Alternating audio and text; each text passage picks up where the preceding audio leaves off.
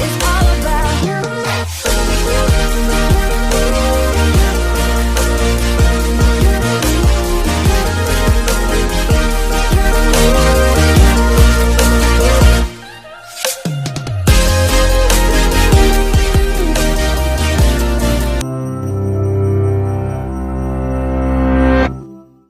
When French mathematician Laurent Schwartz was in high school, he started to worry that he wasn't smart enough to solve math problems.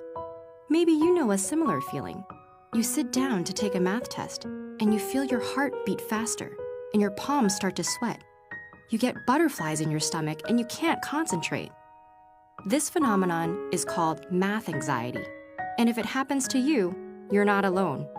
Researchers think about 20% of the population suffers from it. Some psychologists even consider it a diagnosable condition. But having mathematical anxiety doesn't necessarily mean you're bad at math. Not even close. Laurent Schwartz went on to win the Fields Medal, the highest award in mathematics. People might think that they're anxious about math because they're bad at it, but it's often the other way around. They're doing poorly in math because they're anxious about it. Some psychologists think that's because math anxiety decreases a cognitive resource called working memory. That's the short-term memory system that helps you organize the information you need to complete a task. Worrying about being able to solve math problems or not doing well on a test eats up working memory, leaving less of it available to tackle the math itself.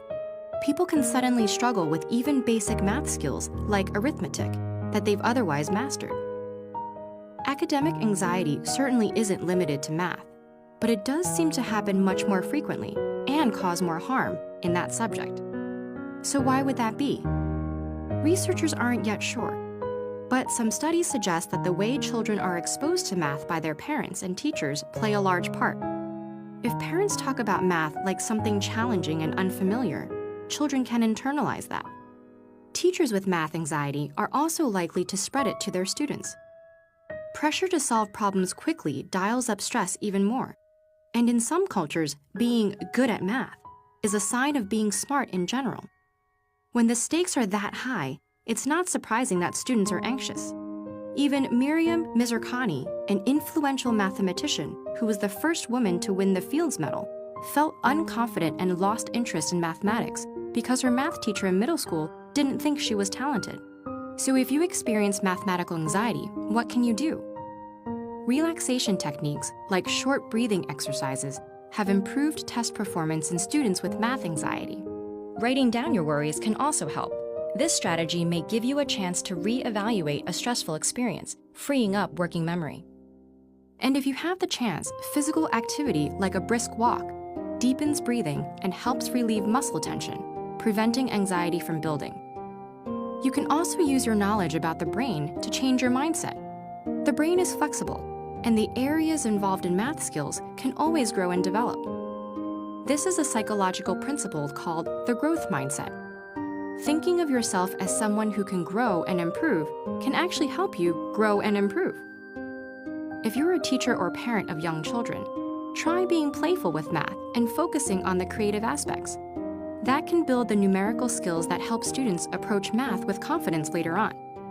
Importantly, you should give children the time and space to work through their answers. And if you're an administrator, make sure your teachers have the positive attitudes and mathematical confidence necessary to inspire confidence in all of their students.